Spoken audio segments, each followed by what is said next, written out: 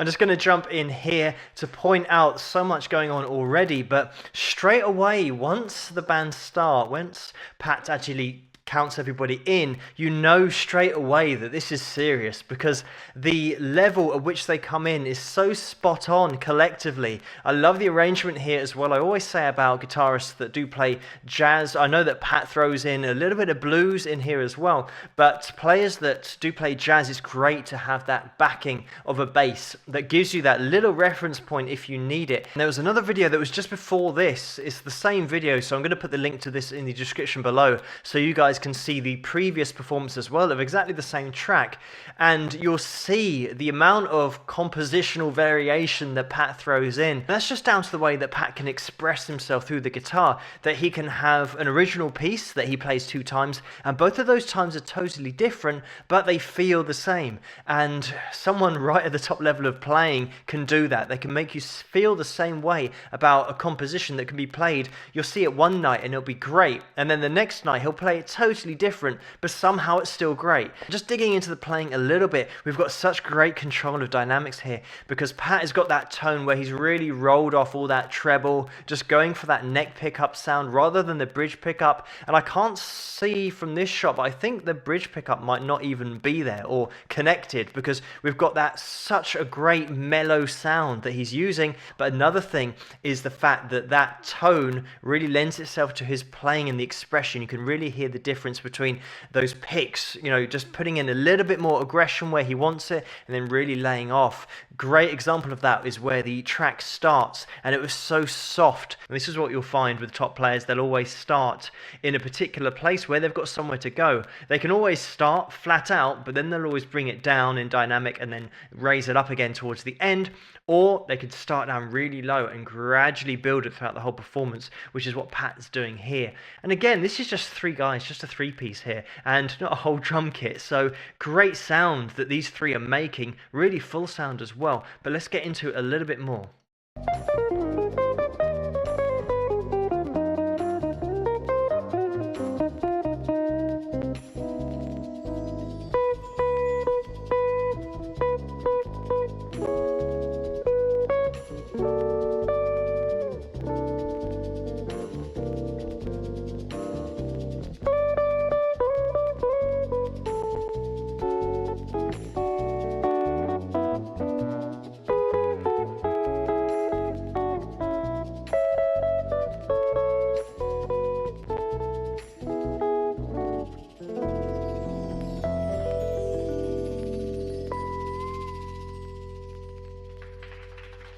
And there we have it. What a great ending as well. Check out those harmonics that Pat throws in there. And that is what he's all about. Just absolute great dynamics and control and appreciation of that. Throwing in the harmonics and just that tiny little bend on the neck of the guitar. So he's pulling back on that headstock, therefore increasing the tension on the string, which will then result in that really subtle pitch change just up and down when he then lets go again back to that standard resting position. But a really classy, subtle technique that is so well used in this context. That's the kind of thing you'll get with Pat's playing, just really classy little touches that are so subtle, but look out for them because they're all in there. Sometimes with the great players, these techniques can really fly under the radar because you're concentrating so much on the sound, of how great the sound is, but Pat certainly throws in so many really cool techniques. There's great alternate picking in there, there's great one fret slides that he throws in, all with great expression,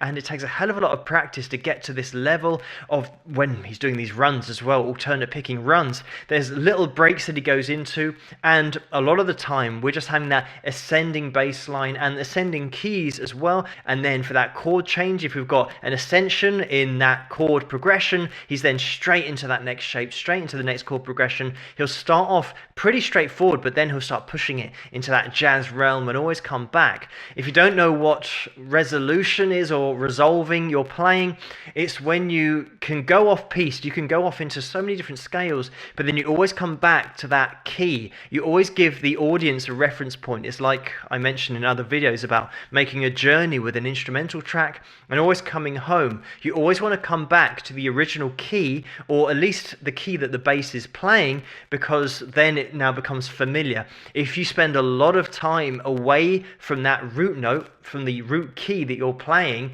it can get really confusing or tough to listen to for a long time because it now sounds like two totally different instruments that have their own voice, rather than both singing from the same hymn sheet but one instrument just going off a little bit but then coming back to join the other instrument in certain sections. And that's what Pat does so well. It seems to me like with Pat the most important thing is the feel and the groove of what he's playing. Like I mentioned, that's why he has two tracks that are totally different even though it's the same composition, but he gets the same feeling from both of them. When you watch a guitarist, you can start to gauge what they see as most important. And with Pat, it's that groove, it's that feel. With other players, a lot of players rate technical ability and speed really high on their list, and they just stick to that all the time. Whereas Pat really is all about the feel, and with a lot of great players, great jazz players, great blues players, you'll find that they don't spend a hell of a lot of time just melting your face playing really, really fast stuff. They just break it up really nicely with techniques like vibrato, hammer-ons and pull-offs, but tastefully done, slides as well, really great emotive slides, sliding slowly, and bends as well. And it's always used for effect. It's never speed for speed's sake with the top players. But great performance here, and even if you're not into jazz, we've got that bass line running the whole time, so you can see a little bit of where Pat's going, and he does throw some blues scale in there as well. But it's cool when he goes off down a different avenue, but he'll always come back. He'll always come back to that familiar place of that original key and really resolve those lines all the time. So it's that real accessible jazz, but he does it all so tastefully. But thank you so much for suggesting this video for me to take a look at. Keep those suggestions coming in the comments below. Let me know what you guys think, and if you like this video, please give it a thumbs up and subscribe, and I'll see you guys at the next one. Rock!